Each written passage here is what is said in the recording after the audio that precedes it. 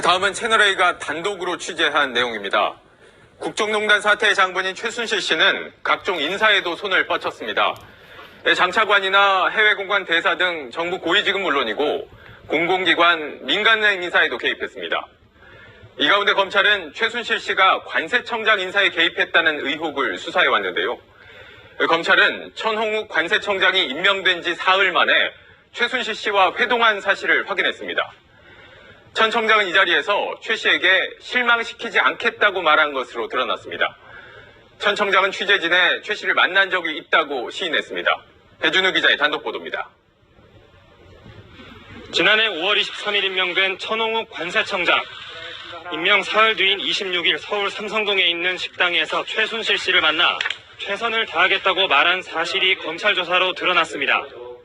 민간인이 관세청장이 되기 쉽지 않으니 열심히 하라는 최순실 씨의 말에 천 청장이 실망시키지 않게 최선을 다하겠다고 화답한 사실을 검찰이 확인한 겁니다.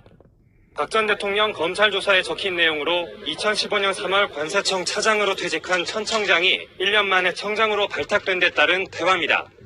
결국 최 씨가 박근혜 전 대통령을 통해서 관세청장 인사에 개입했다는 게 검찰의 판단입니다.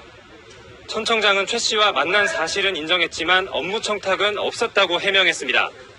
이 과장이 좀 누굴 소개시켜주겠다고 해서 만났는데요. 거기서 업무 얘기는 전혀 없었어요.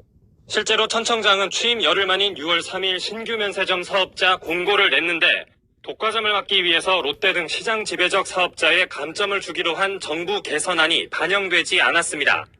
그래서 법제화되기 전에 이 일을 추진한 것 아니에요. 그렇게 급한 일입니까? 청와대에서 전화 받으셨습니까? 전혀 없습니다. 롯데 면세점 특혜 여부는 박근혜 전 대통령 뇌물죄와 직결되는 부분입니다. 최 씨가 정부 인사에 광범위하게 개입한 인사농단 의혹이 다시 불거지면서 국정농단 재수사가 필요하다는 지적이 법조계 안팎에서 나오고 있습니다. 채널A 뉴스